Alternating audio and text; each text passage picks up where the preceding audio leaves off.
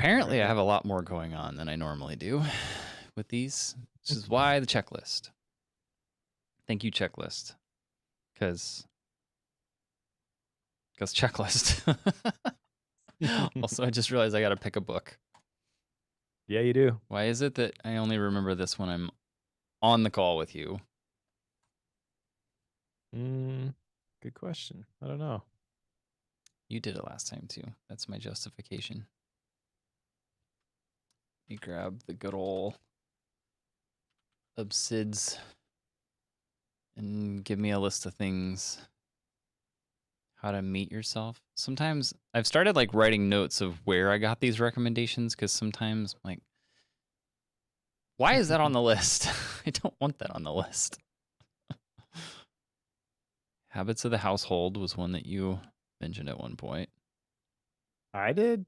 Mm-hmm. By Rachel. Oh, maybe it was Rachel. I wrote recommended by Schmitz is what I wrote down. Oh, there you go. Gratitude and pasta. There's a new Seth Godin book. Yeah? What's that one? It's my Gap book. Is it any good? I don't know yet. Came yesterday. Song of Significance? No, that can't be it. Can it? Yep. That's it? Mm-hmm. It was the first one that popped up that I didn't recognize. That's the one. May 3rd. It came out 2 days ago. Yes. It arrived Tuesday. 21 international bestsellers. I had it pre-ordered. Let's see, I bought a lot of books recently. I can give you some other recommendations if you'd like. Sure, hit me. All right, let me pull up my orders. The Rhythms of Life. There's a new Dan Benjamin and Dan Benjamin and Ben Hardy book called 10x is easier than 2x. I don't know if it's like brand new. It's fairly new. This was one that Annie Duke has a new one called Quit. Oh yeah, I had that one recommended to me by probably Josh would be my guess. Yeah, well, there you go. The Third Door by Alex Banian. What about this one was mentioned in it's a little bit older one. Mind Management, Not Time Management. That's the David Kadavi book. He mentioned this book, Rhythms of Life, Biological Clocks That Control the Daily Lives of Every Living Thing. I don't remember that one. A fascinating idea to me. Your pick? The Annie Duke book is interesting to me, considering I got one called Excellent Advice for Living by Kevin Kelly.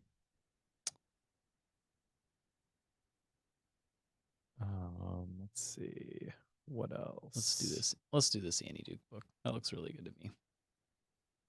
Unless you have some strong opinion against it. No, I bought it. It's sitting here. It's waiting for me to read it. So it's going to be tough for you to get a hold of it. Yep. That's the way it goes. Oh, here's a book. I have no idea what this one is, but I bought it. Surrounded by Idiots. Oh, I saw this one somewhere. By Thomas Erickson, The 4 Types of Human Behavior and How to Effectively Communicate with Each in Business and in Life. You know what really bugs me? If you add a book, at least maybe this is just me. Maybe this is an experiment that Amazon is doing. If I put a book in my cart, it brings me to this added to cart page, but underneath of it, it wants me to add a best-selling DVD to my order. It's like, I ordered a book and you think I want to add a movie to that. You don't know me at all. Why would I ever want to do that? Your Brain at Work by Dr. David Rock. That's one that's been mentioned a couple times.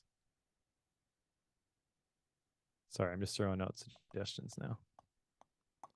I already locked in, so. Okay. That's what I do. Decision made. Move on. I'm halfway through submitting the order right now. All right. Because it's what I do. Because if I don't, it will not happen. And then Joe's scrambling to get a book ordered. That's the way it goes. Welcome to my world. I can't use that card because it's expired. It's the wrong card. Don't use that card. I should really take it off Amazon because I do that about every other time I try to order something.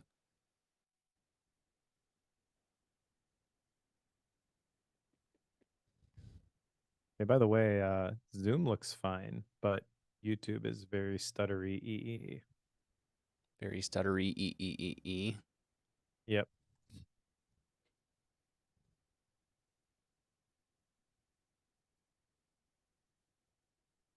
Not sure there's anything you can do about it, but Well, I was trying to see if it had. It's not showing that it's got any issues. Let me go check it quick. ready. Let me get this ordered. It's showing green lights, which is usually a good sign. Let me go check quick. We'll assume it's me then. Definitely you.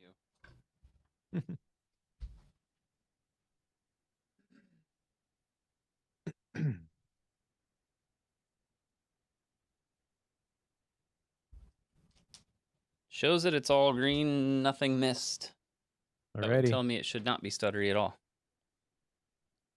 Okie dokie. Stuttery. Stuttery. It's when it's full of studs.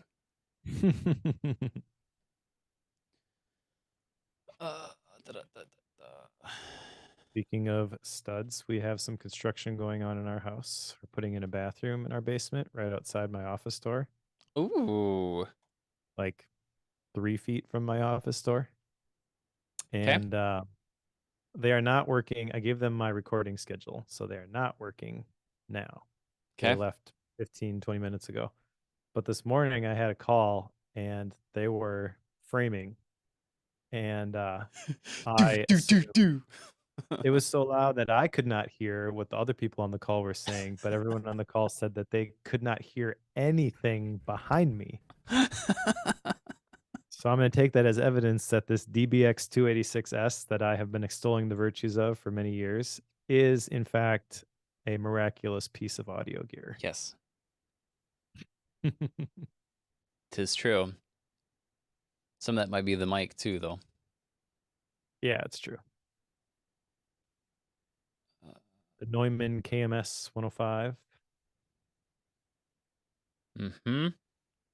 It's interesting. I was looking at, this was recent for a friend, not for me, but a friend was asking about microphones to use for vocal acting. I was like, well, that's basically the same as podcasting as far as like recording goes. And I was trying to remember what Marco's latest, because I know he keeps his microphone review up to date. So I went and glanced at it to see what he had.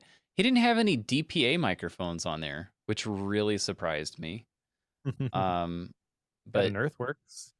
Yeah, DPA is kind of starting to get a reputation around like beating out some of the Shure microphones in some arenas, depending on your voice. So they're obviously a lot more expensive because DPA is a quality brand, but not that Shure's not. But it's tough to walk away with a DPA microphone for less than $900. That might be why Marco doesn't have it on there, because he doesn't really delve into the above $1,000 microphone very often. That is true. It's kind of a lot of money to spend on a review unit. Very much. Yep. Well, right. Sit still. There we go. I don't sit still very well. Sorry. I'm a wiggler. Your name is You're Joe. Wiggle, wiggle. Wiggle, waggle. I am already recording. Oh, yes, that's right. Forgot about that. I need to marker drop, but other than that. Yep. Is that process still working well on your end? It's to be. Because you send me. Do you edit it before you send it to me? A little bit, yeah. Okay, so you trim off the front of it before you send me the file. Okay. Yeah, that's like, Toby hasn't mentioned anything. Like, must be working. Okay. That's what I needed to know. Because, like, I was just making sure the markers weren't, like, showing up crazy off and weird things happening. I don't think so. Okay. Oh, before Okay. we start, I should probably is Carol here? Because I got a new pen. Are you here, Carol? It's not a fountain pen though. Ooh, rollerball, gel pen. Yes. You ever use a tactile turn pen? I have borrowed them like to use just to see how they write before, but I do not own one. Okay. So they're like substantial, heavy pens. I really Yes, like the way they feel. they're Okay, so weird, crazy heavy sort of pens. Yes. they so they've been doing these seasonal releases lately. I have this one on my desk. One of my favorite pens was this like GT one. It's blue and orange Yeah. Cerakote, and it's like really clicky. Um, but they came out with one called 8-bit. That's their most recent one. So it's designed like a Nintendo cartridge, Yeah. and the little thing I can't it won't focus, but that is like a 8-bit reset button. The Nice. spot next to it. Yep. And the design on the clip is the from it resembles like the old the Nintendo Zapper guns. Okay. So yeah, it's kind of ridiculous, but it's fun.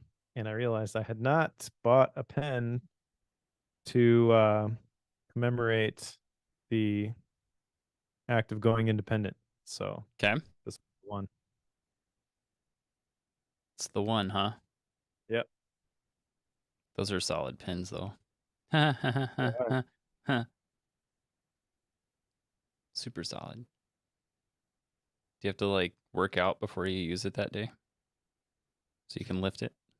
It's so Nope, heavy. not that heavy, but I do like it. And Okay. it makes a satisfying click.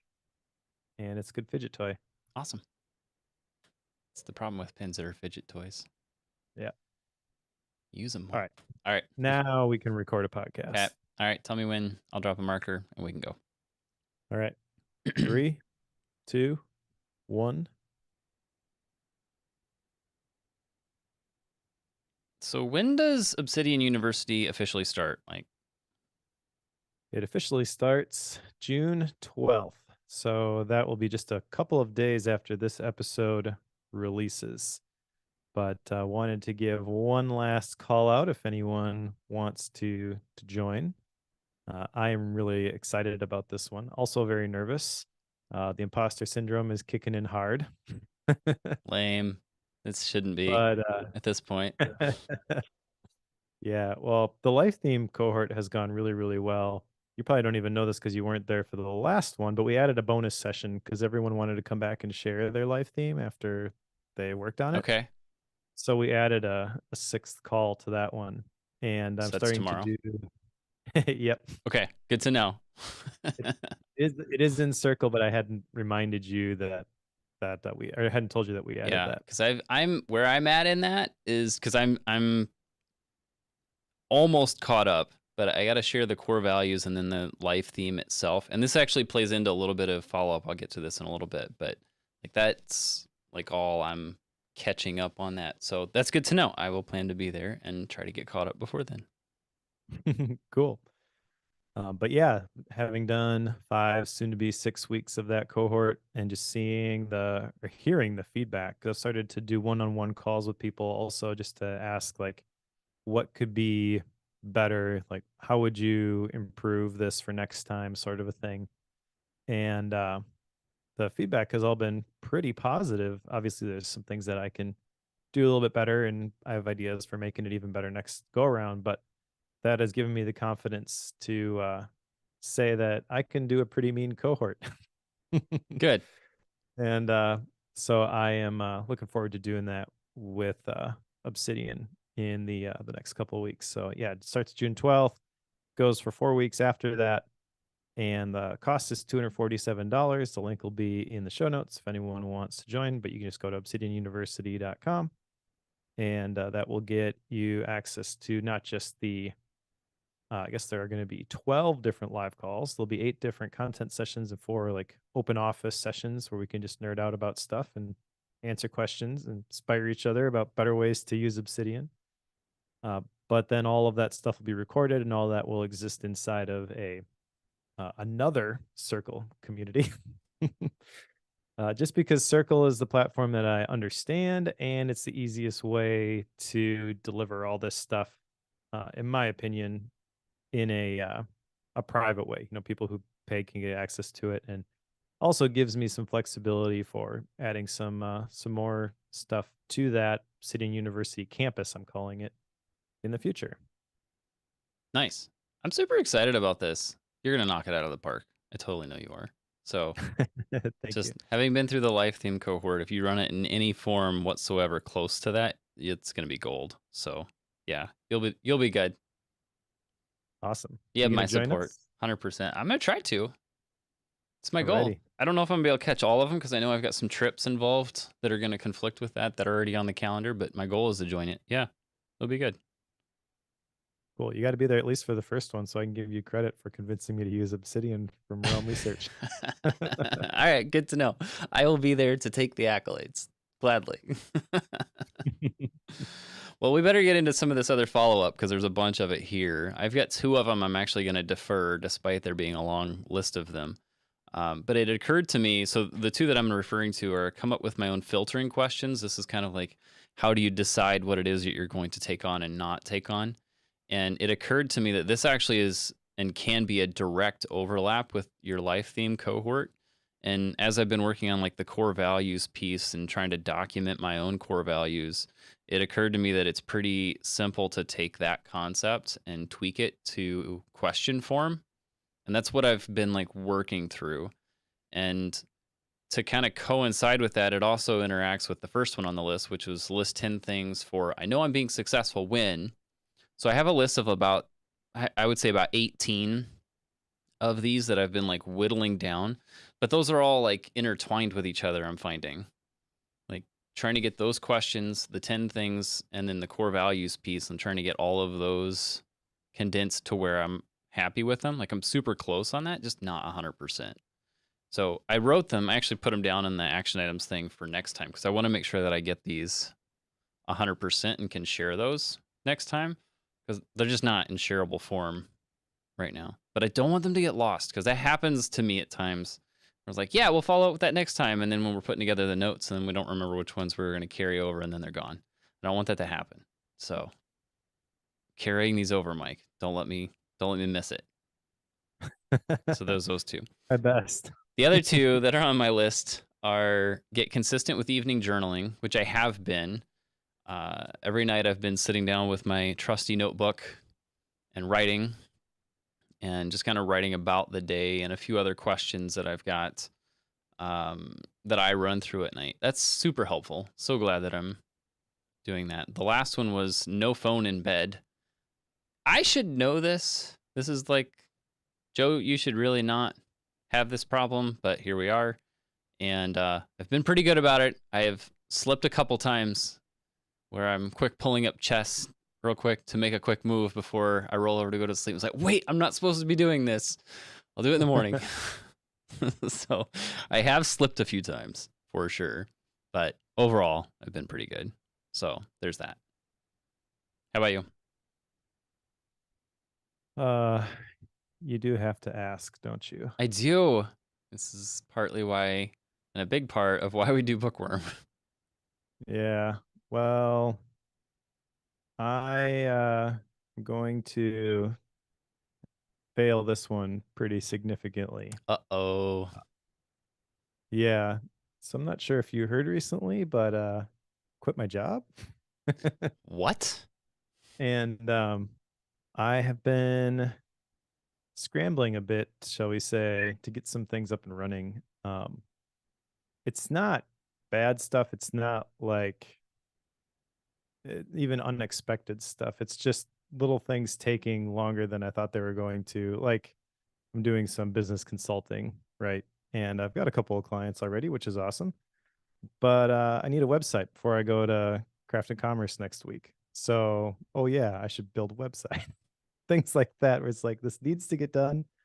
Wasn't part of the plan, and those things keep popping up. Mm-hmm. So I'll go through my action items here, just so you can shame me with each one. Because that's List what the I 10 do. things. Yeah.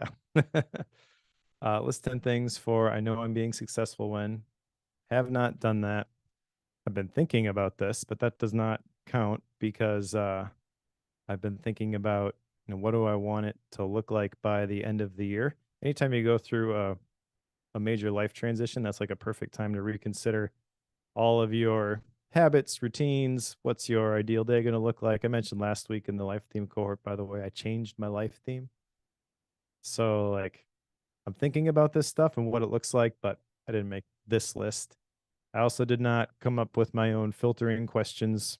Uh, they had some on page 45 in the gap and the gain, but I did not modify those. I did not teach my family to call each other out when in the gap. I've thought about this several times, and every time I think about it, it's late at night, and I'm like, should I bring this up with Rachel? Nah, we'll talk about it tomorrow, and then I forget. Yep. So I'll mark a couple of these to carry over too, since you're going to do the same, and may not have a bunch of action items from this book. Spoiler alert. No phone before bed. This one I've succeeded at, but not with the shift I was going to make, which was using the books for journaling, and that's it. I've kind of dabbled with the books, and I'm using it, but not as consistently or the way I had envisioned it. Um, there's still a lot that's happening on the computer specifically, and because I am working from home and there's always a bunch of things to do, I'm finding myself slipping into working into the evening. So this is part of like a larger, not official Bookworm action item, but really establishing my shutdown routine. And this is what I'm going to work on today. And when it hits this time, I am officially done and not allowing myself to go back into the office, the studio, whatever, my home office. Getting consistent with gratitude journaling. I've done this a few times, but I wouldn't say it's consistent yet. So progress, but not there yet. And then the experience transformer, I did actually look for this online. I can't find this thing. The only thing I can find is something called an impact filter, which is sort of related, but not exactly. And just looking at it confirms what I thought last time, that whatever strategic coach is going to create is way too complicated. So I'm officially going to walk away from this one. All right. So we had a lot of work to do for next time. That we do. And I'm hoping there's not going to be a ton of action items from this book. We'll see by the time we get to the end. But We'll see. that said, let's jump into today's book so that we don't have to revel in the lack of accomplishment we both have on our action items here. Asking our failures. Yep. Let's just focus on the positives. Today's book is The Things You Can See Only When You Slow Down by Haemin Sunim. And Haemin Sunim is a Zen Buddhist and has education from UC Berkeley, Harvard, Princeton. The book has been printed in 30 languages, sold 4 million copies, 265 pages long. But you wouldn't really know that because if you glance through the thing, there's a lot of pictures, lots of like short, I don't want to say poems, but like these like almost proverbs like or psalms if you want to take a scriptural reference there. There's like a bank of those at the end of every chapter. It's just a very different format. It's 265 pages, but there's maybe 100 pages or so of reading involved here. I don't think I'm saying that in a negative way. I don't mean it that way, regardless. Lots of artwork. It was originally written in 2012, translated in 2017. I wrote all this stuff down because I'm always trying to find this stuff whenever I'm trying to talk about the book at the beginning. But yeah, that's what I know. The things you can see only when you slow down. And my original intent for picking this up was just that it feels like life is crazy busy, and I never really seem to know why or what's causing that. And I'm grateful for having picked this one up at this point, just because, if anything, it's an interesting book. But since this was my choice, and sometimes I pick books that drive you a little bit crazy, what was your, gut reaction when I told you we were going to read this book? Because I know this is one that keeps showing up on lists for me, and it sounded like you had never heard of it before. So, first impressions, Mike, what did you get? I had not heard of it before. My first impression was you joining a monastery. Yeah, totally. Yep. That's in a couple weeks here. Yeah. I don't really know what I expected going into it because this was not my book. I am curious what you expected because I think what this was, based on what you told me, was not exactly what you, you expected. It is essentially a lot of life philosophy from a Buddhist monk.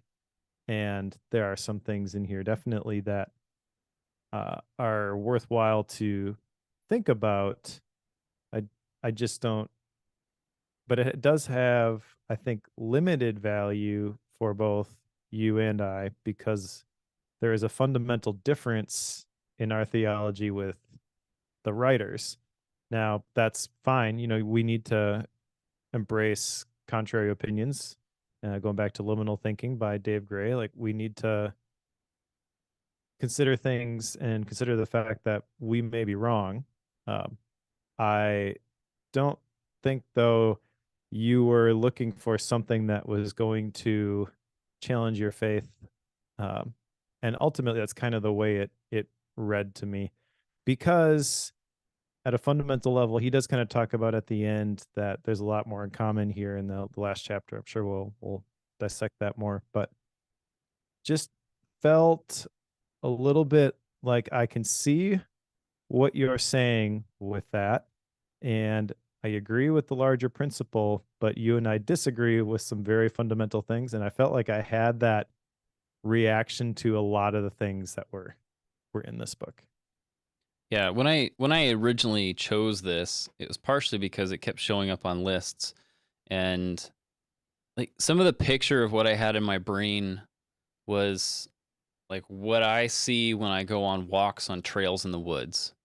Like it's a chance when I slow down and you just listen to the birds and the kids screaming in the background, and it's a joke. It's okay. You don't have to laugh at it, but there's that.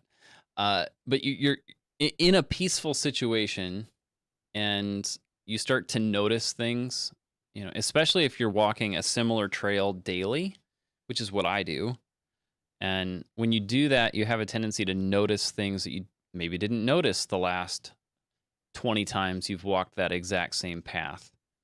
So you'll start to see things like that tree has a branch that's now broken. Or, huh, interesting, there's a bird nest over there and there's little ones in it, and I've apparently not noticed them until now. So it's fun to see like the new life, the things as they change. Like you can start to see those things, but it has a little bit of a different effect as you see it each time.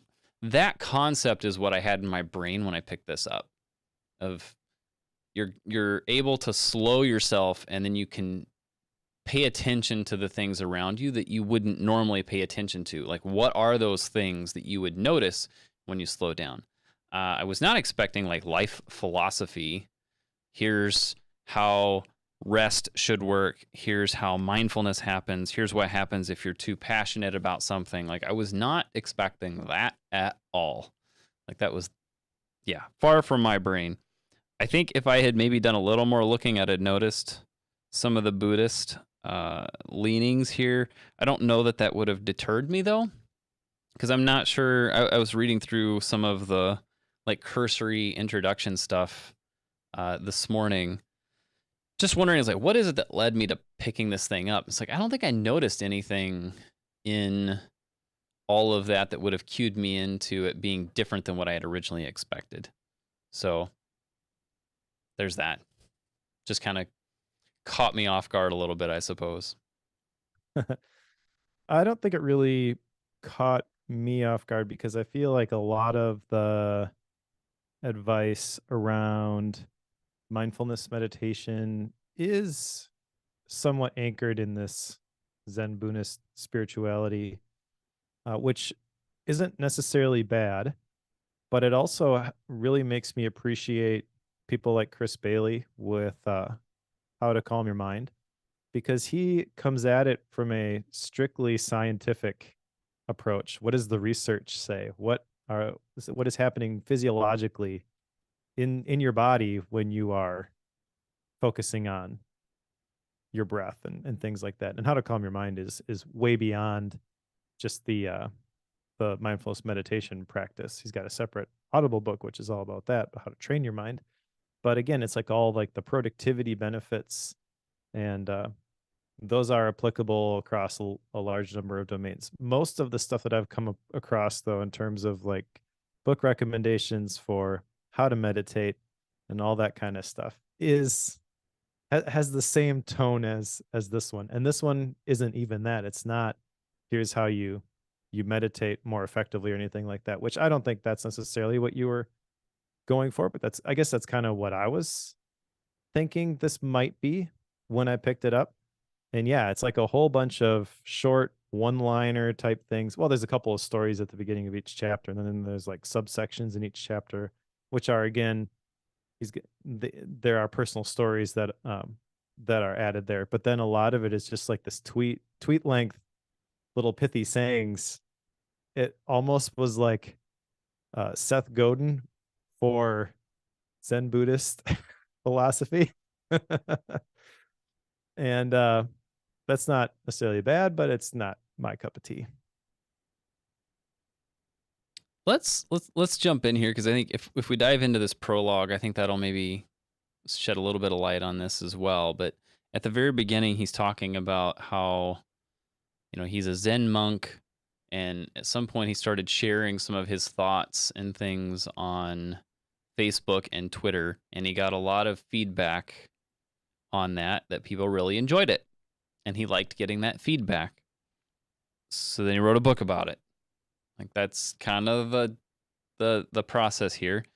I don't think there's necessarily anything wrong with that, but I think it maybe informs a little bit of why he's using like these short,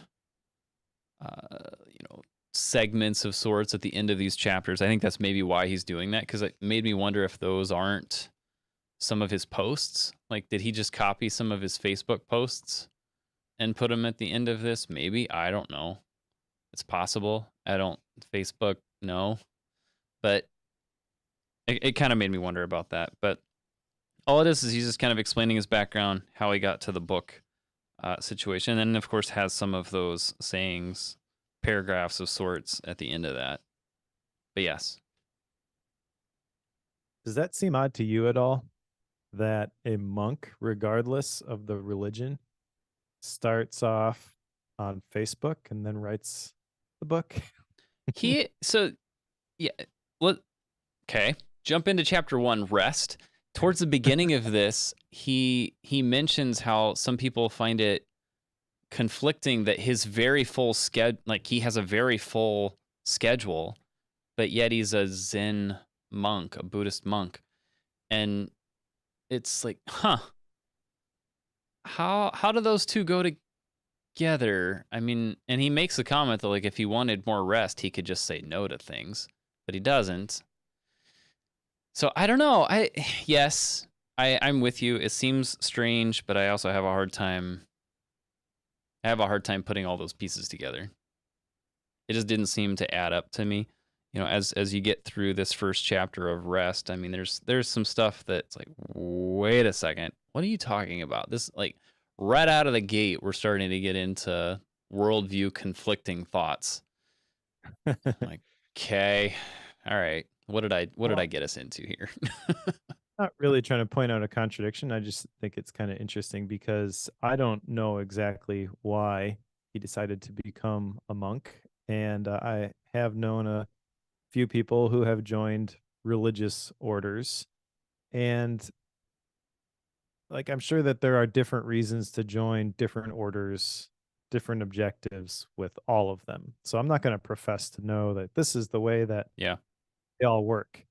But it occurs to me that out of the people that I've known who have made that decision, at least partly it's been because they want to put themselves in a certain environment and take themselves out of this worldly environment.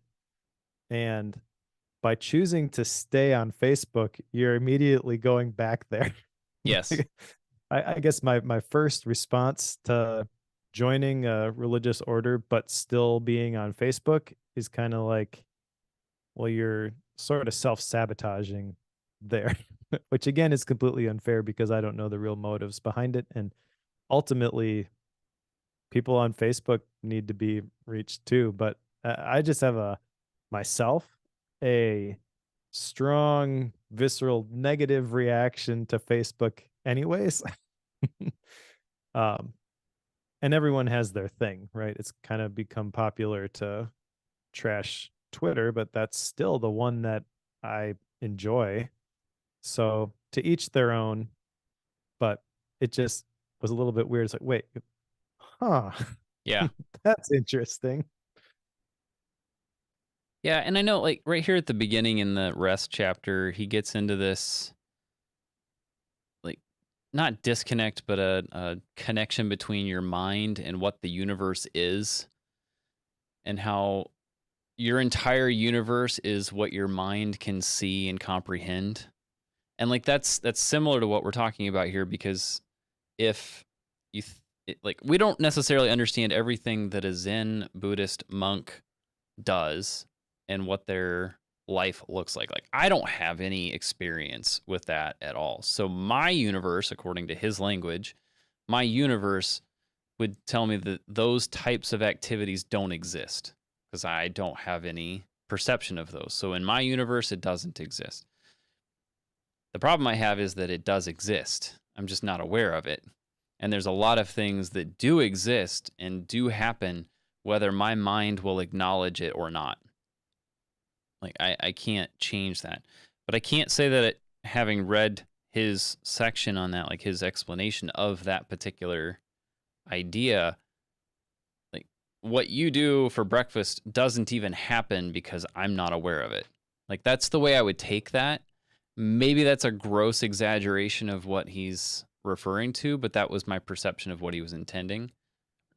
Or maybe not intending. That was just the way it came across to me. So I had a very hard time connecting the dots on this, which is not good because this is where we're starting on the book. Like this is page 1 and 2 that we're talking about.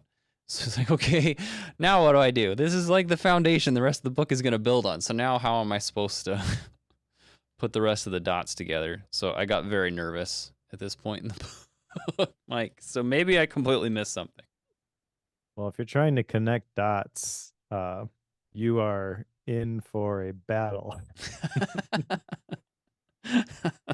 Looking back at my notes from this book, uh, there is no through line to any of this stuff. It's a bunch of random tidbits that are organized into roughly 8 different topics.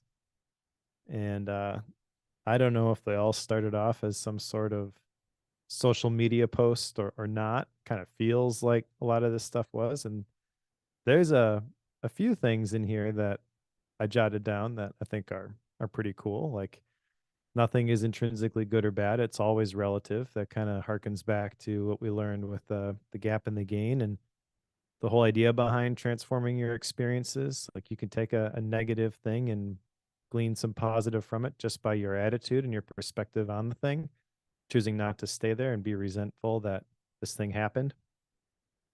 It's not the outside world that's a whirlwind, it's our mind.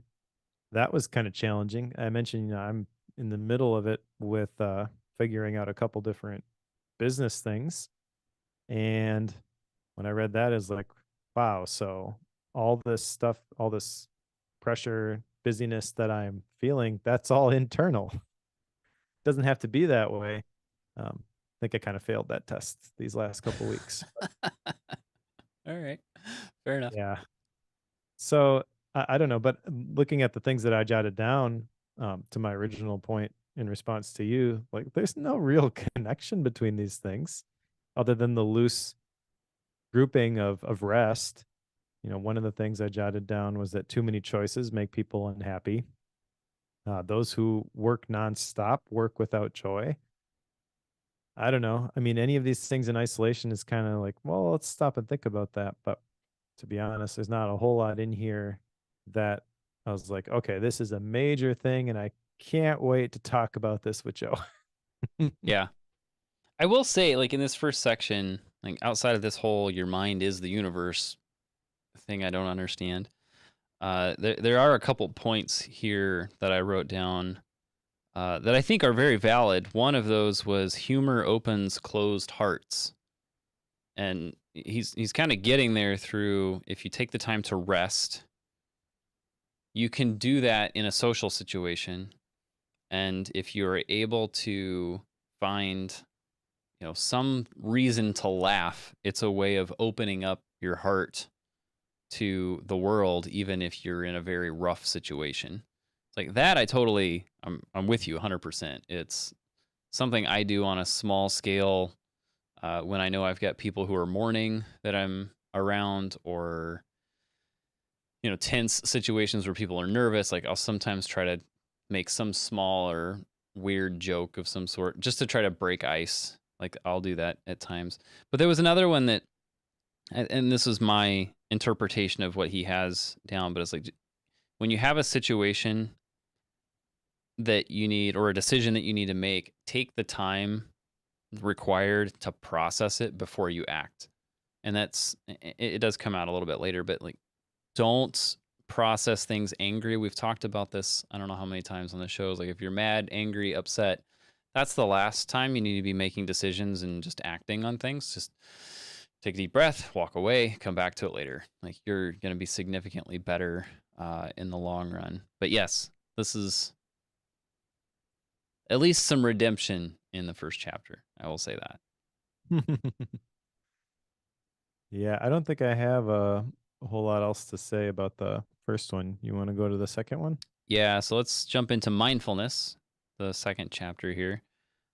There's one, mindfulness. It's exactly what we've talked about before, being mindful of the things going on right now. But there was and this is a little bit of the strong emotion thing and piece that comes up. He had an analogy here that I actually really, really liked. This was the fish tank thing, which I had never heard of this, but just imagine that you've got muddy water in a fish tank. When you've got muddy water in a fish tank, equate that to like a difficult, nasty situation that just happened. The worst thing you can do is act on it right away. Because think about that. If you got mud in the water and you start like trying to push that mud down to the bottom, what happens? It just stirs it up even more and it gets even muddier. So it makes the situation worse.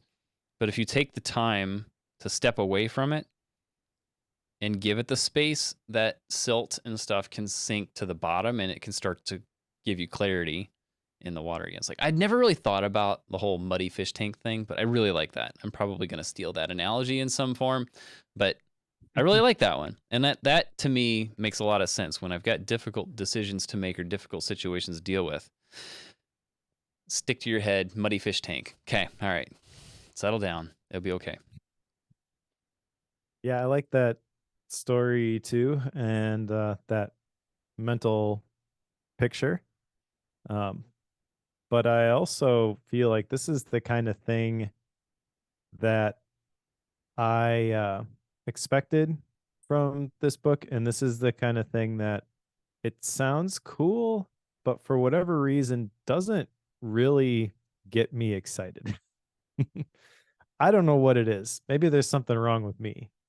I'll Yep, that's I'll it. take Right the there. I'll take the blame for this one. I mean, that story, I understand the point, which is basically if you put mud in the water, you can't like push it down. You just got to wait and let it settle. So it's a effective metaphor, but also like after the initial, oh yeah, that's kind of a cool story. Find myself being like, okay, on to the next thing. Maybe that means that my fish tank is muddy and I'm still trying to push it down. I'm sure that's what he would probably tell me if we were having a conversation. Um, but I think it's possible at least that just that something about that approach that just doesn't jive with me, and I gotta, I guess, do more reflection and figure out, why is it that I'm not a big fan of that? Maybe it's because it makes me uncomfortable because I really need to spend some time thinking through it, but I don't know. I'd like to think that I'm okay doing uncomfortable things. I mean, I did just quit my job. um, and I'm not saying that like I don't have room to grow, especially personally. Like I don't know. I'm not doing a very good job of explaining this, but I'm trying to put into words this like general disengagement I have with this sort of material and this tone, and I really don't understand why. I would say from my stance, where I'm sitting, is like if I'm getting excited over an analogy for something that I feel like is pretty obvious, just because it gives me a different way of talking about it. Number one, that's a nugget that I got from a book, so it's probably worth reading. Because at some point, one nugget out of a book makes the book worth it, right? It doesn't have to be completely life changing. I just want one thing out of the book and then it was worth it. So there is that component. But also, if it's something just like an analogy about a fish tank and dealing with difficult situations, it's kind of a lame thing that if that's the piece that I'm super excited about, because that tells me that the rest of it is probably lackluster and just kind of what you would Mm, expect. So there is that as well. At the same time, here's maybe again, this is me. The amount of the book that is him writing about the topic and then explaining it is actually very short, which then means that probably half or more of each chapter is spent with these like short, pithy statements, two sentence, one liners, one paragraph things that are completely disconnected from each other. There is no through yeah. line in those at all. They're completely separate. They are social media posts, if you will. That's not what we sign up for when we read books. I'm not expecting to cruise through somebody's Twitter feed when I buy a book. Like I that's the opposite of what I'm after. So I don't want the short stuff. I want a long explanation of something. Like that's why I bought the book. So it's a little frustrating to me to have more than half the chapter with these like short social media post type segments. So that's a little frustrating. Maybe that's some of what you're noticing, but those were some of my thoughts on it. I don't know. I mean, let's just take that idea of the fish tank, right? You Mm-hmm. could expound that into a larger thing. I don't think it's just that it's a small little story. I mean, we literally just read a book, The Gap and the Gain, which was a simple idea Yeah. expanded to fill a book. Right. So why do I get all excited about that one, but find myself resisting this one? That's the thing there. And the only thing that I can really put my finger on is that a lot of these types of stories that are in this book, and I'm not going to ascribe this specifically to the Zen Buddhist mindset. I'm just going to say from this author in this book, it seems like there is a bit of uh pride's not the right word, but kind of like patting yourself on the back for going deep enough. And I kind of feel like when it comes to this sort of stuff, especially with emotions, because that's what this is all about. The main point here is that the harder we try to suppress negative emotions, the more we turn them up. Okay, well, I'm ready to admit that my emotions aren't always right. So let's move on from that, you know? And it's kind of feels like he's like, no, no, you just got to go deeper. You just got to go deeper. And I find that a little uncomfortable. And again, maybe that means I should, but my first reaction upon reading this is like, okay, I see where you're coming from. And yeah, we don't want to suppress negative emotions. We're not going to try to pretend that stuff doesn't get there, but we did just read The Gap and the Gain. We're not going to stay there. And I'm not going to sit there and say, oh, I feel so bad. I feel so bad. Why do I feel so bad? And I'm wallowing that till I get deep enough. And oh, this is the root of it. Like, uh, I feel it's kind of contradictory to the book that we just read. And that I'm more in the camp of, okay, I recognize this thing, but I'm not going to just sit here and let it define me either. And that's not exactly what he's saying. So like this is really difficult to verbalize because I'm putting words in people's mouths on both sides here. But it feels like these are competing ideas and I'm having a hard time reconciling them. All I know is that this let's just sit and be one with the world and figure out and feel what really is like that is not me. Well, contrast that with the next chapter, which is passion, right? Basically, strong emotions. So going from the place of having negative emotions and just trying to sit in it and be aware of it, right? To overwhelming positive emotions. And he tells the story of when he first started teaching, he was giving his students too much to do, and he was treating it as if that was the only class that they had. So he was overwhelming them with homework and extra things. So, like, yeah, absolutely, you need to back off, dude. But it was because it was his first class, his first time as a professor, super eager, super excited. Temper that eagerness a little bit is what he's getting at here. It's like, that I get, but I can't say that like overexcitement is what I expected when I see passion as the title. So like that immediately threw a disconnect. So then I had a hard time connecting the rest of the chapter to it because I didn't follow it because like he tells that story. He talks about you need to learn to control overflowing eagerness. And then he had a quote that I was like, wait, what? Being right isn't nearly as important as being happy together. And I just wanted to say, no, sometimes being right is absolutely the right thing. So I don't know. I didn't know what to do with that. And I also didn't know how that connected with passion. So I just had a hard time with this one. I wrote completely disconnected thoughts down and I'm not sure where they came from.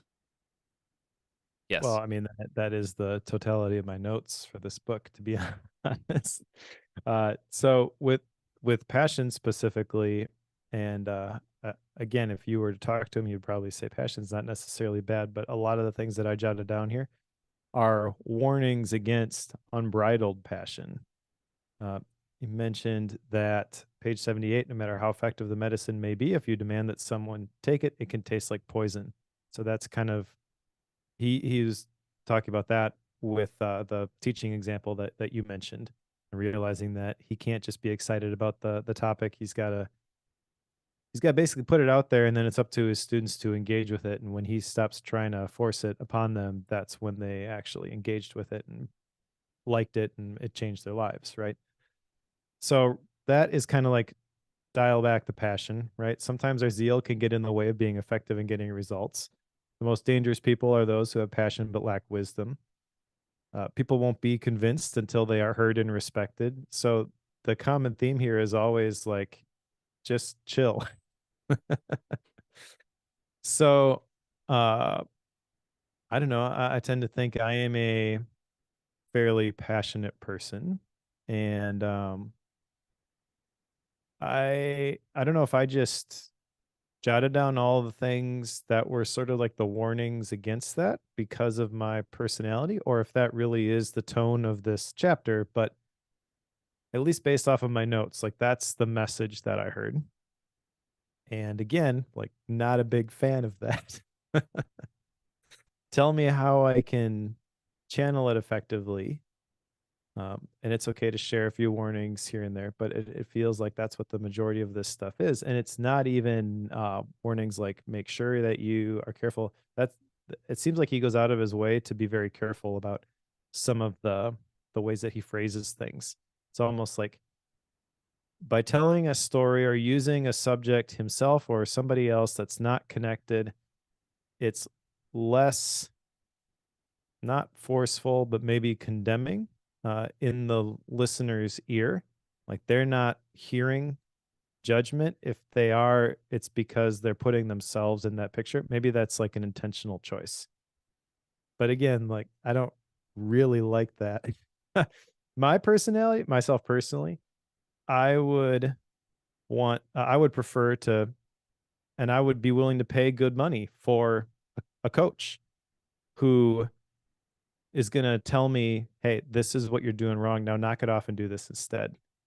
And it's like, that's so anti the tone he's trying to take with this book. It's hard for me to relate to. But again, that's personality. So I'll give him the benefit of the doubt there. If you go on to the next chapter, relationships, this is where I started to put together a theme, and it'll carry over into the next chapter too, for sure. Uh, Relationships at the beginning of this, he talks about how he was on a trip with someone he had met and became good friends with, and they were really good friends, but by a few days in, they were just sick and tired of each other, and they just wanted to get away, and he kind of sensed it, so they went off and did their own thing, and then after some time away, they felt great and came back together. The part that struck me about this is just that with the passion piece, he's talking about the problem he created as a professor.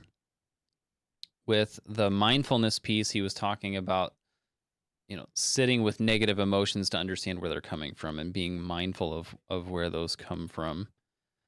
And then jump back to where we're at now in this relationship piece, he's talking about the negative thing of being around people too much. And this is where it struck me that like he's mentioning the negative side of each of these things at the beginning of these chapters, which is the opposite of what I would have expected from a monk in this situation. So I think this is where I started to, it's like, okay, why are we focusing on the negative side of this at the beginning of these? I don't really understand why that's the focal point when I felt like this was, again, come back to the beginning of where I started here. The things you can see only when you slow down. Like, to me, that immediately has like a positive connotation. There's things that I should be able to notice if I slow down, right? And I don't know that anybody would say it's a bad thing to notice things if you slow down. But he's pointing out these negative components of each of these topics as we dive into them. So I feel like there's at least in my simpleton brain, there's a direct conflict here between what I'm finding in each of these chapters and what my expectation was. So maybe that's me sitting in the gap and not sitting in the gain. I don't know what that is, but that's what I started to notice here. Regardless of all that, he has some good points in here on this. Good conversation requires honesty. Otherwise, people get bored in conversation and just want it to end. So, I mean, it's something that I feel like has some good points there. He's got another one here: forgive others for your own sake, not necessarily for theirs, just so you can let things go. But again, he's focusing on the negative side of something. It's like, this can cause a lot of problems for you if you don't let it go. So I don't know. I struggled with it once I connected those dots. Yeah. The thing that challenged me from this chapter was right at the beginning, and there's not an action item associated with this, but there is some thinking to be done here on how much do we invest in good relationships. I don't know, like this chapter, out of all the chapters, I felt like his message finally got through to me, and it was more so, hey, you should really spend some time thinking about this rather than all of the short little tactical one-liners. I don't know why that is, but yeah, maybe because this is the area I need to grow the most in. I don't know. Yep, that's it right there. Nailed it. I mean, I know I'm introverted, and my idea of a good time on a Friday night is sitting at home with a book. But I don't know. I also feel like I've internalized this message. It's been a recurring topic, if not action item, on Bookworm over the years of recognizing the importance of relationships. But the big thing I walk out of this chapter with is just a renewed desire to audit my relationships, I guess, and invest in them a little bit more intentionally. Yeah, I've got a lot going on right now, and I completely biffed all my action items from this time, but this still feels important to me. Like, not necessarily I want to do something about it, but I want to make sure that I'm not missing it, if that makes sense. Well, let's move on to the next one because I don't really understand this one, which is love. It's the next chapter. And by not understand it, I don't mean I don't understand love, though my wife might disagree with that. But I did feel like this one, again, he starts off with a negative story of how he was on a trip, studying somewhere. I don't The remember what weird one. the what? This is a weird one. It is a weird one.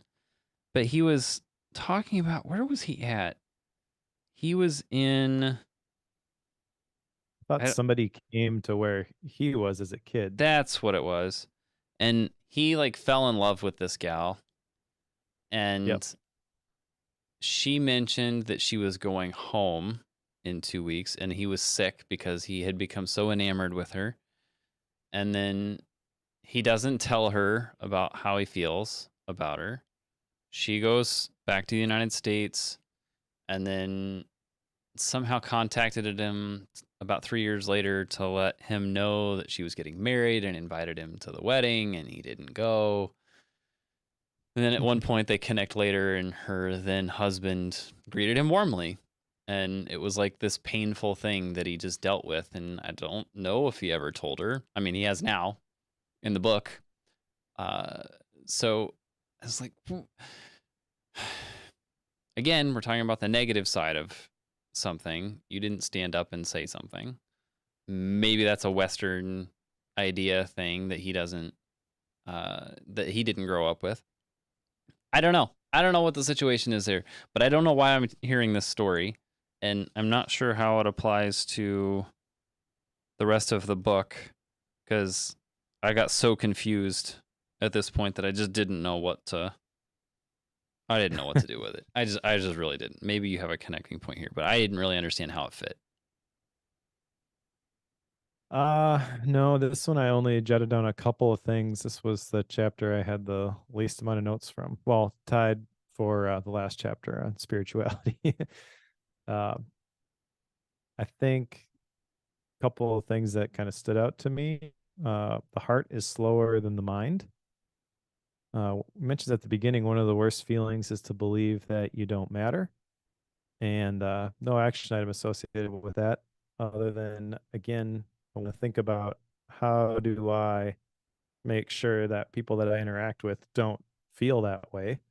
Um, specifically, I can think of in my life when I have felt like I don't matter, stupid little things like I'm talking to somebody and they're not paying attention and I'm in the middle of saying something and they just blurt out something totally unrelated because they're switching topics, like they're not even hearing what I'm saying, becomes obvious in that moment, and like I hate that.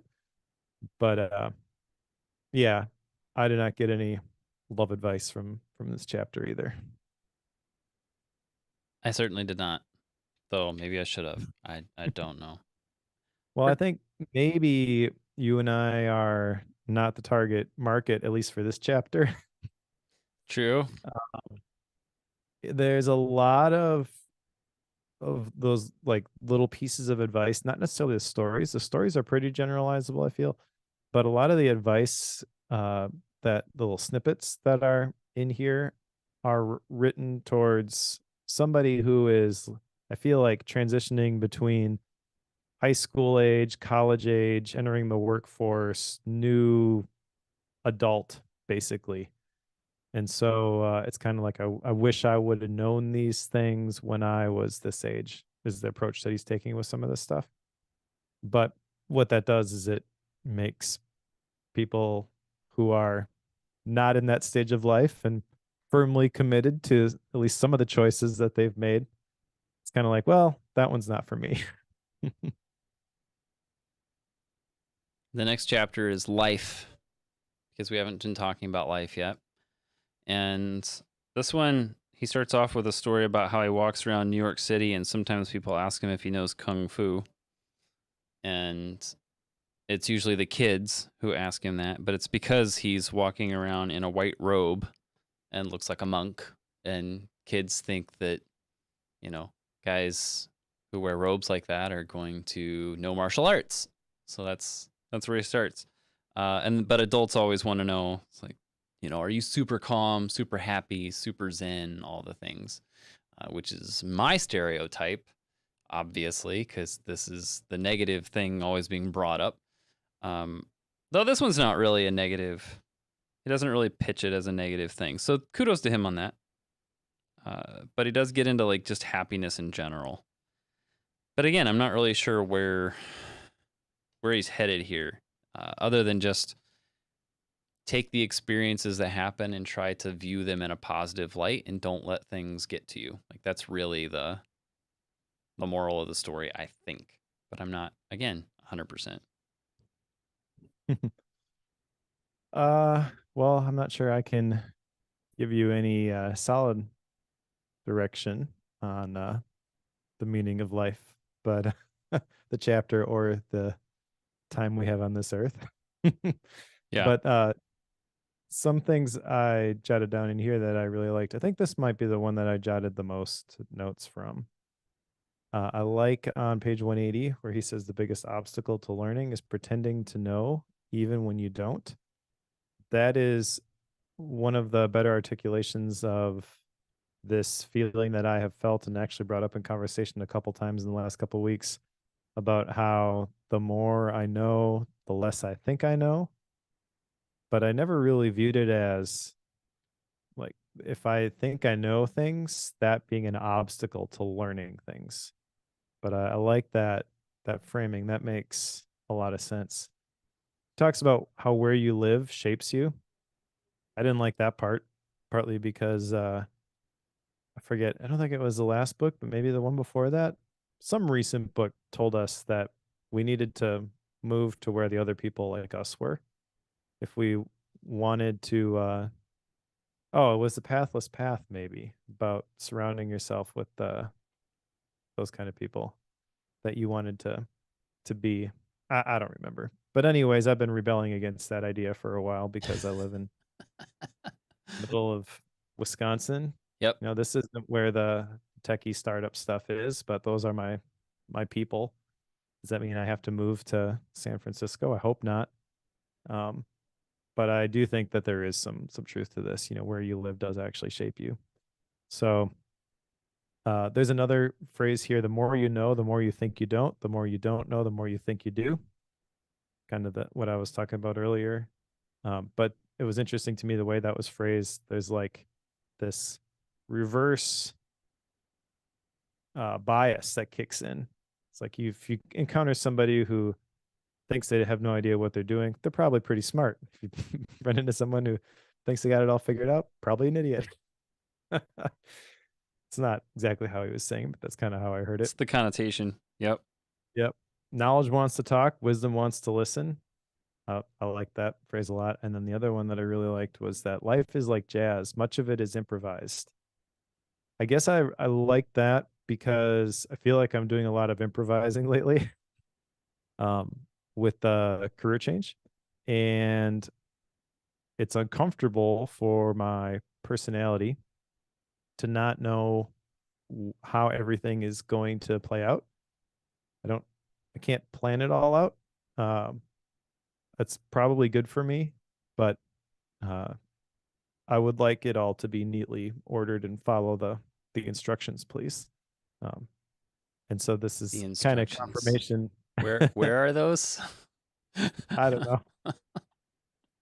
Thinking of the Lego movie, like Emmett, at the beginning where everyone just follow the instructions. Like that's my personality. So I guess that phrase is kind of confirmation, I guess, for the stage of life I find myself in, and I take comfort in that, realizing that like this is the way it's supposed to be, and everything is going to be okay. He does have there's a section in here on this life chapter that I had forgotten it was in this particular piece, but he's got like these 3 liberating insights that he says that, a spring day as he was turning 30, he looked into his mind and realized 3 things. That seems really I don't like those at all. You know what that reminded me of is it Ecclesiastes? Solomon's like, there are 6 things the Lord detests. No, 7 that are an abomination. yes. Like all these lists. Yep. That's what it reminded me of. And I was like, I've never liked these. Anyway, he had these three liberating insights, and despite his phrasing for how he gets to them, I think these three are pretty solid, actually.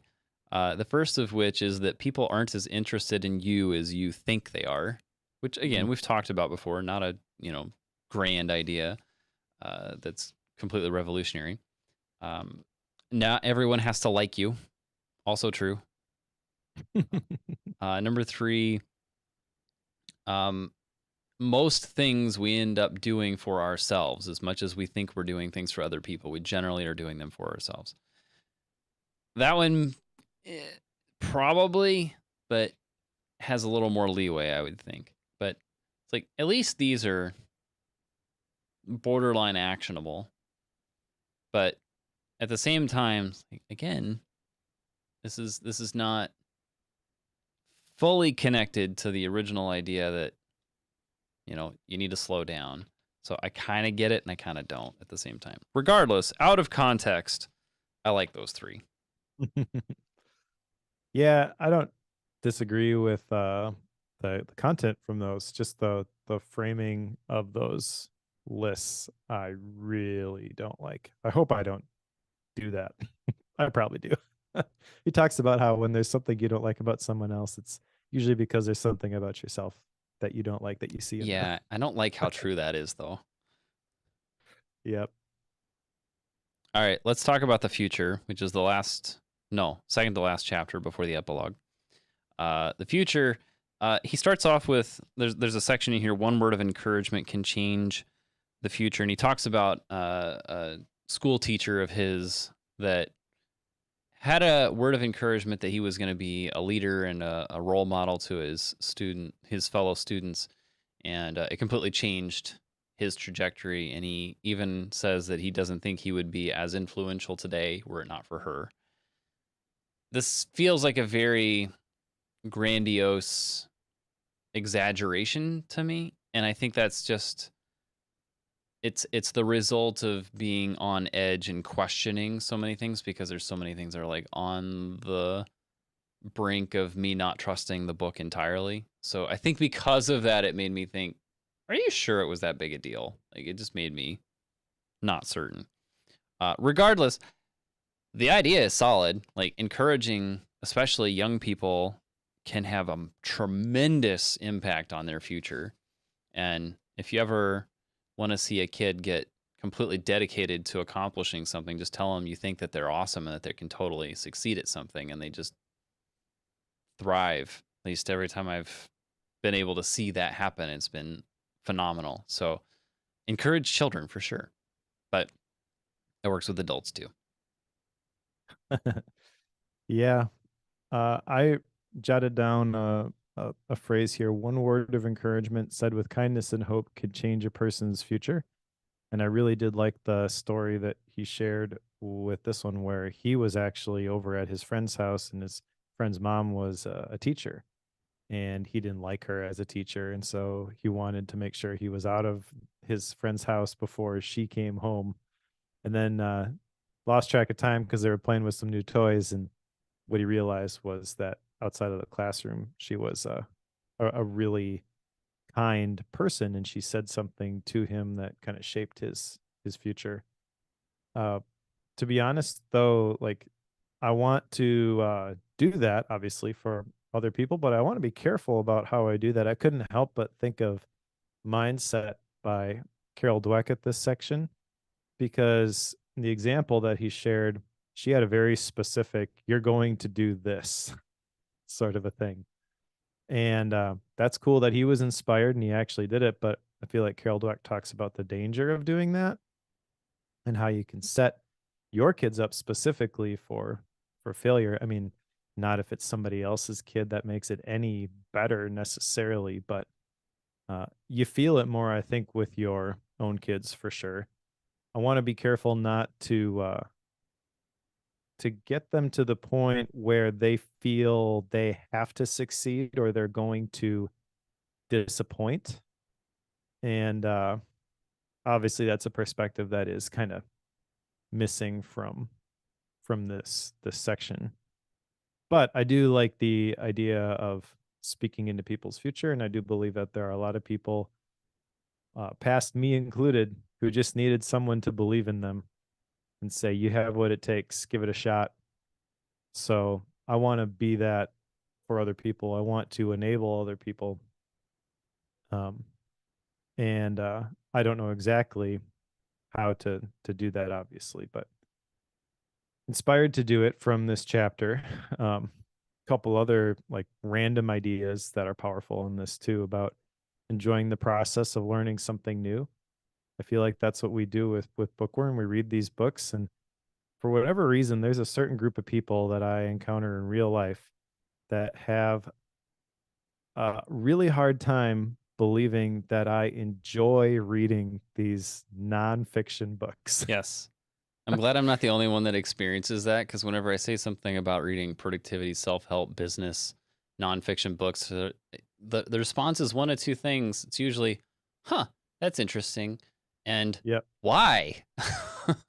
Why would you Yeah, do I that?" feel like if I encounter someone in real life and find out that they really enjoy reading, and we start, oh well, what do you like reading? What's the last book that you read that you really enjoyed? They will almost always pick something from fiction. I will obviously always pick something from nonfiction, and immediately there's this disconnect, and it's like you get real excited, and then oh, you're not like me. Yep. Yep. We recently hired a new pastor on staff for our youth pastor, and I was in his office setting up his computer, and he had a bunch of books on the wall. So of course I'm looking through books while I'm waiting for him to change his password. He's like, "You read a lot?" It's like, "Yeah, I read a book every couple of weeks." It's like, "Oh, who's your favorite author? What's your favorite title?" It's like,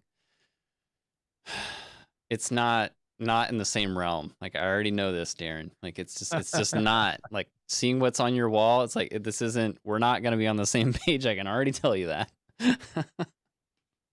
Yep. But that is why um, I feel that I am like that. Is I have learned to enjoy the process of learning something new, and it's not learning something new. I feel like with the stuff that we do for Bookworm is different than most people would probably approach learning something new because we alternate picking the books and we don't have 100% say on which ones we're going to do. And even if when we do, the general advice would be if you don't enjoy a book, don't finish it, but we have to because we said we were going to do it and we're going to talk about it. So I think there are some books that we've just had to muscle through, and I've had to learn to just find the nuggets and brew on those, even if I don't really enjoy the overall message or tone of the book. I can always find something to make it a worthwhile investment of my time. Whereas I feel like a lot of people would pick up a book, and if it's not resonating, they'd just be like, I'm not going to finish reading that one. And that's probably a very valid approach, probably the right approach for a lot of people. But there is something to be said about having to stick with the books and finish the hard things and do it in a way where it's not a drudgery. So I guess when I'm learning new things, I'm looking for anything that might be interesting, and that opens me up to a lot of new ideas. Whereas I think maybe the default approach would be I want to figure out how to do this specific thing, and so I will go pick a book which is going to help me solve this particular problem. And again, very valid reason to pick up a book, but I'm thankful for having to muscle through the bad ones. I feel Yep. like that has made me a better reader and a better learner over these many years. It's good to know. I'll keep picking bad books for you then. That's not what I meant. I've picked bad books too. You never really know what you're getting into when you buy something off of Amazon. Wait, that means you can't judge a book by its cover. Okay, good to know. But shh, All right, well, let's talk about spirituality because we have to. we have to. This is the last chapter of the book before the epilogue. And he starts it with a section called Long Lost Cousins. And really, the only way I can explain that is that he had a chance to go to a different was it a monastery? I think it was a monastery. That he I had a think chance it to go was a visit. monastery, but it was not of the same religion. It was a The Christian monastery, but I don't. ecumenical Christian monastic community is the way he Yeah, explained it. I know nothing about that specifically, but basically they treated him really, really well, and they developed a bond with the people that were there. And yeah, that's the way it should be. Correct. Yeah, and it was something that struck him, and basically he's saying that, sometimes you're going to run across other people who have different views than you, but you're close enough that you can have a kindred spirit and connect with them and build relationships with them. Not necessarily like you're not necessarily going to get into debates with them, you're not necessarily going to agree with them 100%, but you're within the same territory. So I kind of get that. I'm not entirely certain why it needs to be called spirituality when he's talking about that, because I believe that was the only section here. I'm double checking. Yeah, that was the only thing he had here. Oh no, wait, there was a different one. What's it called? Fingers.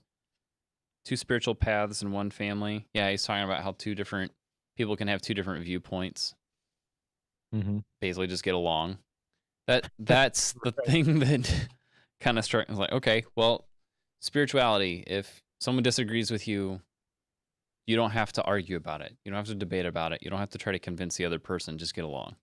That was the air I got from it, which I would sorely disagree with that premise. But I'm also not entirely certain that that's what he's trying to get across either. I don't know. Maybe you have a better view on it, Mike. Not really, but I feel like this maybe is mislabeled. So it says spirituality, but really what he's talking about, at least the notes that I jotted down, is religion. I know that some of the like anecdotal stuff in there is more general spiritual stuff, but the stories, yeah. And then even some of the things that I jotted down, like you reap what you sow. You don't receive more love from God by asking for it. Those are his words. Those are not mine. I'm internalizing what he's saying. This is like what's in the book. The holier a person is, the more they describe themselves as a sinner. Religious conflicts can be blamed not on the founders, but on the followers. That's an interesting idea. And maybe that's worth discussion. I think I agree with that. He says, if I forget the people he mentioned, Gandhi, Jesus, and Mohammed were to sit down, they wouldn't be fighting. They would be able to get along, but the followers can't. I think there is some truth to that, but I also firmly disagree with the notion that they're all the same. Um, I got to be careful here uh, because I think everyone who follows any religion would say that they don't believe that they are all the same. Um, Otherwise, like, why did you land on the one that you chose? Now, obviously, with our Christian theology, we have very specific beliefs, which, as I mentioned at the beginning, are kind of contradictory to some of the tone and the message throughout this entire book. It's not just this last chapter on spirituality here that I am feeling this tension, but I don't know. In my opinion, there are two paths to talking about this stuff for me that are acceptable. One is I will not talk about certain things, certain places. You don't argue online, that sort of thing. And there are some the topics and the books that we cover for Bookworm, for example, where I might bring up my experience and share some personal story, but I'm not going to interject my faith into the topic and say this is what everybody must do because that is not right. But then if we're going to chat after church on Sunday and some productivity topic comes up, it'll have a very different tone because of the context and the environment of that conversation. So either, this is a religious conversation and we've all got this shared understanding of, well, this is from my experience, it would be the Bible. Okay, we're going to base our conversation off of this, or we're going to not have that shared understanding, in which case the conversation is going to sound very different. And this one is kind of like in the middle, where it's like, well, we can talk about this stuff over here, but they're basically all the same. So what that is like it's trying to force the narrowing of these two things, I feel, but in a way that is not confrontational in any way, shape, or form. And I don't know how you do that well. I almost wish like he would just preach at me, this is why you should be a Zen Buddhist monk like me, or cut this chapter out completely. Yes. Or reframe it not something along spirituality and religion, but like you were talking about being a decent humans persons. Yeah. That's something I say at my house all the time. My kids are fighting. It's like, hey, can we be decent humans persons? I like it. And they're like, yeah. Because they inherently know like what they're doing and the way that they're acting is annoying and frustrating to somebody else. And this isn't the place to push to get your way. Yes. You, Right? you are not more important than another person, so stop acting like it. Yep. Yep. Exactly. I just didn't care for that. I didn't even write anything down on this chapter. Like I don't even understand, other than like you were saying, we're all one and the same, which we're not. So that brings us to the epilogue, which I didn't even write the title for it down in my notes. It was what, 2 pages? 2 pages long, I think. Basically, it's talking about your original face, as he calls it. Pay attention to what's going on. My takeaway from it was just that this is a call to be mindful of what's happening. Slow your roll, basically. Settle down, pay attention, be a decent human being. Decent humans persons. There you go. Yeah. That's what it says. Not verbatim.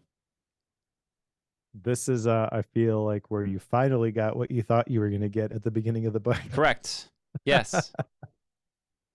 He puts a piece in the puzzle, but it doesn't go to the same puzzle. That's the trick. It's like it goes into the puzzle that I thought I was getting, but it doesn't go into the puzzle he gave me. Well, yeah. I mean, yes and no. I think it depends on your perspective. I'm willing to concede that if you come from a different background, a different belief system, there probably is a way that the stuff ties together more firmly, but it didn't for me, and sounds like it didn't for you. This epilogue here, this 2-page section, where he talks about how wisdom isn't something we acquire, it's something that arises naturally as we slow down and notice what is already there. That's a really powerful idea. So, yeah, the big message here is slow down, befriend the silent observer, just look at things. But I can envision a very different book titled The Things You Can See Only When You Slow Down that extrapolates that idea in a much different way than the 8 chapters that we got. And I would rather read that book. Yeah. But Yes. that again is just me. And I'm sure that there are people who this approach really resonates with. Like you said, when you picked it, there's a lot of really great reviews of this book on Amazon. So maybe we're just cut from a different cloth. Well, we know that one, but there's that. All right, let's do some action items because this is gonna be super exciting. I have one from this book, which is no distractions at breakfast, and this is based on the title of the book and the expectation I had for the book, it is not based on anything that I found inside of the book. This is just me knowing that over breakfast, I have a tendency to have a book in my hand while I'm eating at breakfast. And my family starts doing their scurry thing to make their own breakfasts if they're up and out of bed yet. And I would rather be in the moment there with them and pay attention to them and have conversations with them than be off in my own little world. So that's my choice. Um, but that's not because of anything in the book itself. It's just based on my expectations of the book. I've got the other two that I'm carrying over as well, but that's the only one that's from this book. How about you, Mike? How many do you have from this one? I do not have a single action item from this book. Argument could be made that there were a couple things I brought up that I should create action items around. I feel like it gave me some context for things that I want to kind of noodle on, but there's nothing specific that I felt by next time I want to have resolved this. This whole book kind of read to me like interesting, nice to know information, but kind of felt like it was written for somebody else. Yep. All right, let's do some style and rating. Style wise, it's a little disjointed for me. When he got to where he was telling his stories, the stories are well written and the stories I can engage with pretty easily. Had a hard time connecting the story to the idea in a way that I resonated with. And then you get to the short segmented pieces at the end. Like I get where and maybe this is it. Maybe this is like a skimmer book. Like this is not a sit down and read it book. Maybe this is you're supposed to skim over some of these and take them with like do that over a period of time and then sit with it in silence and process it. Maybe that's what I'm supposed to do with it. He does say at the very beginning in the prologue that you need to not rush through this and read it like a novel, but you need to read it bit by bit. But we've had just shy of 3 weeks since we last recorded. I didn't read this all in like single shots. I'm going to read 4 chapters and be done for the day. I did read, half a chapter a day just because I could. And we had the time to do that. And he told me to slow down when I read it. So I did. I still didn't see it. So I struggled with the format, his choice of structure there. I struggled with some of his points and not understanding them. I struggled with just pure belief system conflicts. I struggled with a lot of things. That said, there are some fun little tidbits in here.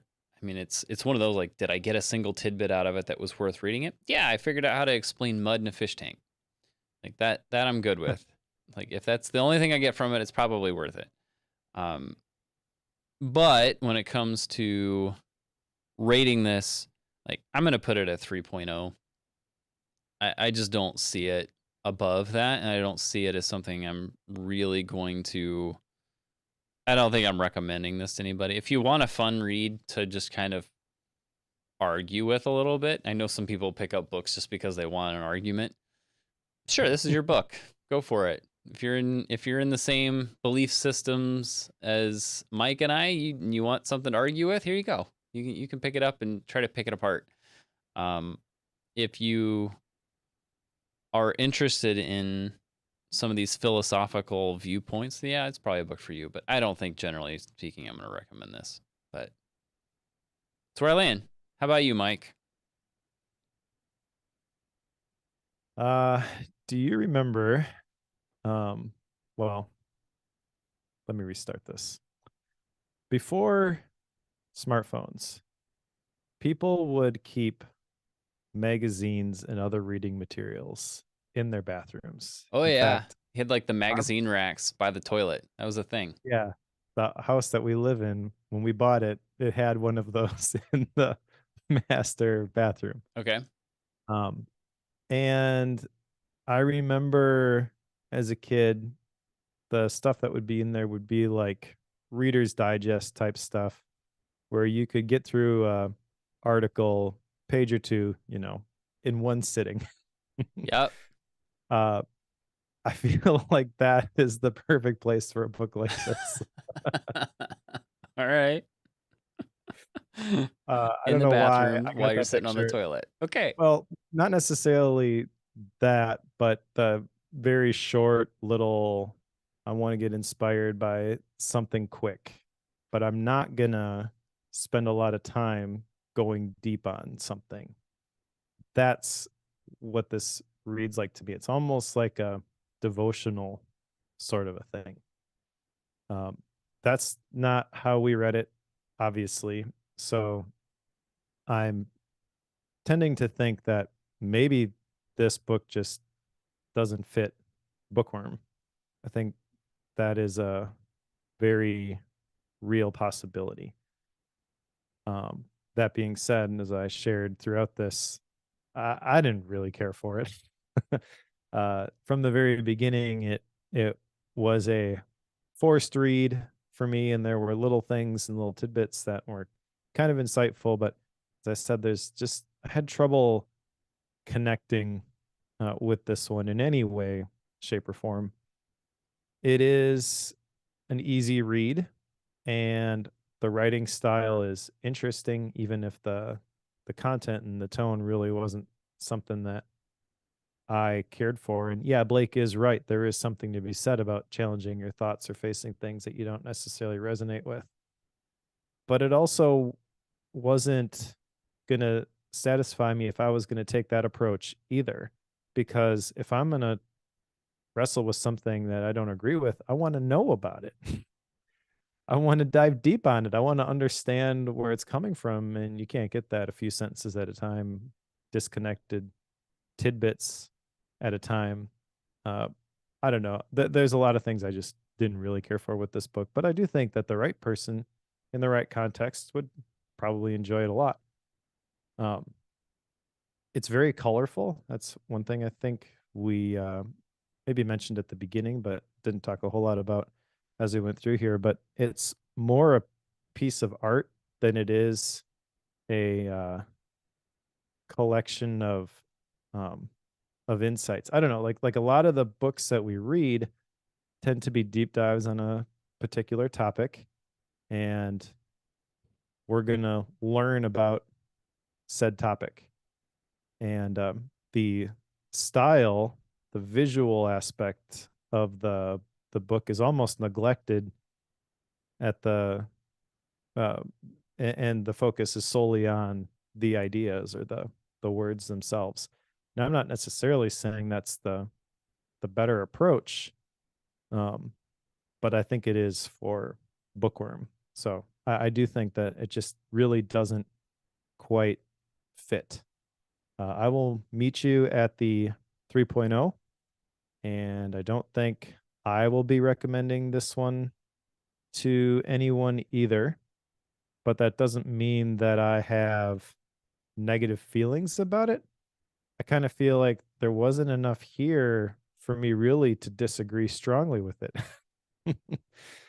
uh, felt very surface level, and I kind of wish, even if he would have taken a stronger stance of like, this is the Zen Buddhist approach and this is the right one, you should listen to me. I don't know, maybe that is in itself a contradiction with Zen Buddhism. But I feel like strong convictions lightly held. I would prefer to engage with in dialogue with someone who is trying to really convince me of something rather than just pointing something out. Like, okay, now do with that what you will.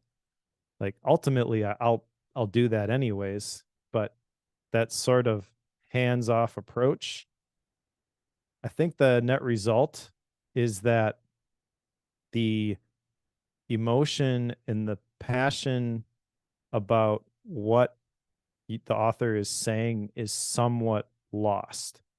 And I have no doubt that if you had a conversation in real life, it would not be that way, because you'd be able to look into the author's eyes and you'd be able to see their body language, and you could see how much they really care about some of this stuff. But I don't know, you don't necessarily need to hype yourself up and be overly excited. Like, I think there's a lot of people who do that to a phony level, and that I don't like either. But I kind of get done with this and I'm like, be excited about something. Just show me all the bad stuff. Yeah. All right, let's put it on the shelf, Mike. What's next? Next is Decoding Greatness from Ron Friedman. And this is a recommendation from the Bookworm Club. And I have not started this one, but I have kind of paged through it. This looks like a refreshing change from this book. Let's just put All it right. that way. Sounds good. After that, After that, let's see, in October of last year, Annie Duke, which we read one of her other books, Thinking in Bets, she came out with a new one called Quit, The Power of Knowing When to Walk Away. And I was trying to figure out what book to pick before we started, and it was one you had mentioned that you'd bought recently, and I know I had a friend recommend it to me via text as well. So it's like, hey, should pick this up. So we're going to pick this up, and we can read it together, because that's how Bookworm works. deal. Cool, done. Awesome. We're not going to quit that one, but we will read Quit. Gap books? What you got, Mike? I've got a new one by Seth Godin that came just the other day called The Song of Significance. And I don't know anything about this other than it's Seth Godin. So I'm sure it's going to be amazing. Cool. What about you? I'm still working my way through Tribe of Mentors, Tim Ferriss's book. So I told you it was going to keep popping up. Yes, it will. So got through a few more of the bios. Super fun. Always fun. But another thing that's super fun is when people join the Bookworm Club. I'm full of these awesome segues today. So yes, if you join the Bookworm Club, we'll think you're awesome. We'll think you're awesome even if you just listen to Bookworm. But if you join the club, club.bookworm.fm, it is a circle community, and you can make recommendations in there. You can chat about the episodes when they come up, chat about the books, tell us how we got the ratings all wrong. And the other amazing thing you can do is you can join the Pro membership. You can do that very easily by going to bookworm.fm/pro or bookworm.fm/membership. I think those both work. Pro's easier to type though. And but you can join the Bookworm Pro membership, and that gets you access to all of Mike's MindNode files, extra goodies. We talk about this all the time, but ultimately we think you're amazing when you do that. So thank you to those of you who have done that. You get access to some ad-free episodes, the bootleg episodes, which that of this one will be up very shortly when we're done recording here, because it gets all the pre and post conversation outside the episode itself, which is always super entertaining and sometimes boring and sometimes really weird, but it's the way it works. So yes, thanks to those of you who are members, who are in that Pro membership. And if you haven't joined, be sure to do so at bookworm.fm/pro. All right. And if you are reading along with us, pick up Decoding Greatness by Ron Friedman, and we will talk to you in a couple of weeks. Boom. I don't know how that's a joke, but just kind of happened. Cool, cool. Tribe of Mentors is always good. What makes it always good? I feel like there's some stuff in there I'm like, that's bogus. Baloney. Bogus baloney. Bogus baloney. Baloney bogus. I should look up Jose's book. I probably got an email on it, but I get so many emails about that stuff.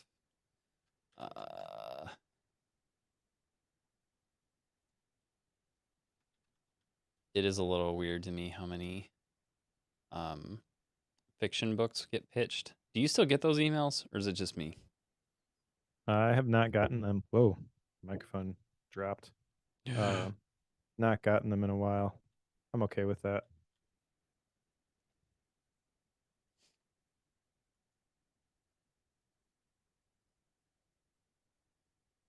No, just I got this one.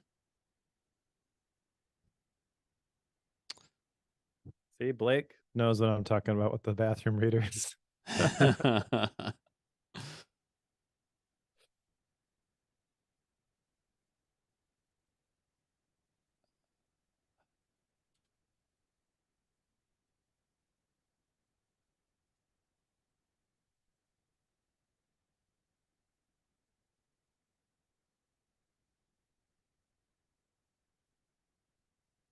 Find it? I did. He sent. Jose, are you still in the chat? He sent me a PDF version of it. PDFs. Book is called Low Tech Life. That does sound right up your alley. A Guide to Mindful Digital Minimalism.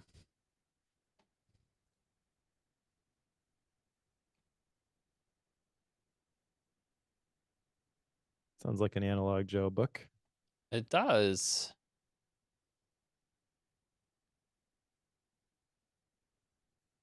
There's no reviews on it yet. Here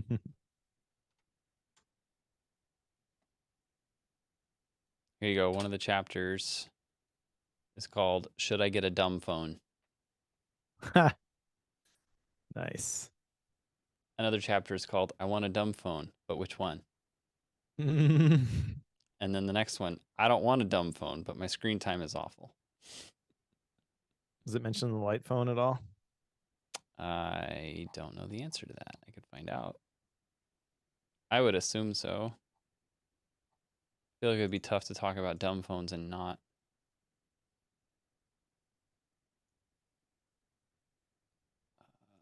Where's it?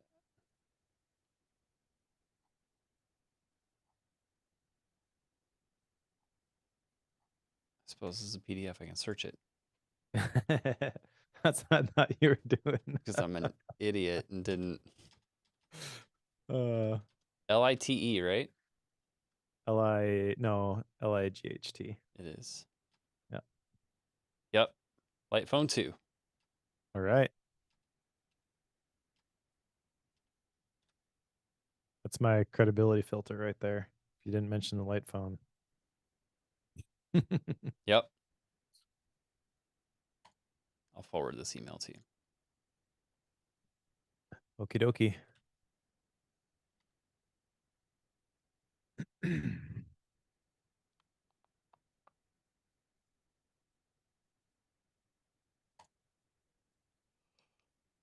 Oh. Books that were specifically made for the bathroom were a bit weird. It's true, but they sold. Yep. That is true. Ooh, fun. Becky just texted me. We ordered a wood stove because, homestead life, right? Yep. And it was delivered today. I didn't know it was coming today. So at one point you probably saw me like texting because the driver of the truck is texting me saying, hey, I'm going to be at your house in 40 minutes. Is anybody going to be there to pick up your stove? It's like, I did not know you were coming today. I was told we were going to get a phone call and then we had to schedule it within the next 3 days. Not we're just going to show up. Yeah. With a 500-pound pallet of a wood stove and drop it on your driveway. And so he's texting me. He's like, yeah, I'll be there in 40 minutes. Like, I won't be. Lord, I pray that Becky's home. Because I will not be there. So you have to sign for it? Apparently they would just drop it if you weren't there. It's considered heavy enough that it's not stealable. Okay. Which I kind of get, but at the same time, I'm not really sure I want our wood stove just sitting outside. So there's that. So regardless, it's at the house, but she told me that I had ordered some quail eggs. I'm going to be incubating some quail eggs and hatching quail. And that's my latest venture. But those showed up today too. So I got a wood stove and quail eggs waiting for me at home. Super fun. Interesting. Yeah, because I need another thing. This is why we need to read Quit by Annie. Yup. Super True. fun. Well, I can let you go mess with your wood stove. Well, I got to get you a bunch of stuff first. That's true. So I will do all that, and then I'll go play with wood stove. But first, we need to schedule Quail Yes. Tales. I like it. Quail Tales. Terrible, Blake. All right, 1, 2. Oh boy. This is going to be fun. What do you mean? It's VBS week. The week of the 15th? Yeah. And Does that's that still work for you that week, or do we need to go to...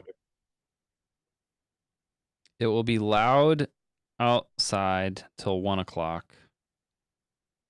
Okay. I can go later if you need to. No, 11:45 is when it lets out. So it'll be loud until noon. Okay.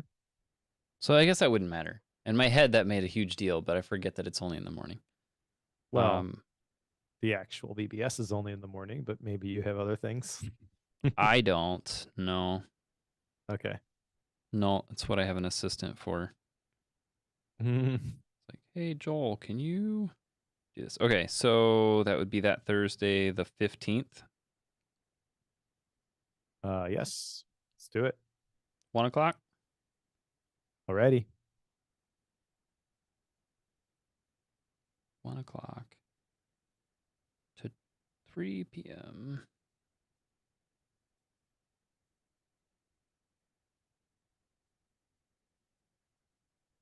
Why does it always do that? There, got it. Send, done. Got it. Cool. Yeah, because that Sunday is Father's Day. We have worship in the park. I'm actually getting proficient at live streaming from a park now, which is less than simple.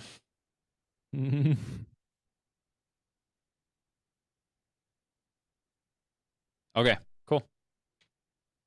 Quail Tales. I'm not going to forget that. All right, anything else before we go? Nope. Cool. Love you all. See you all on Bye. the 15th. Yeah, on the 15th. Ready, go. 1 o'clock. See you there. Bye all.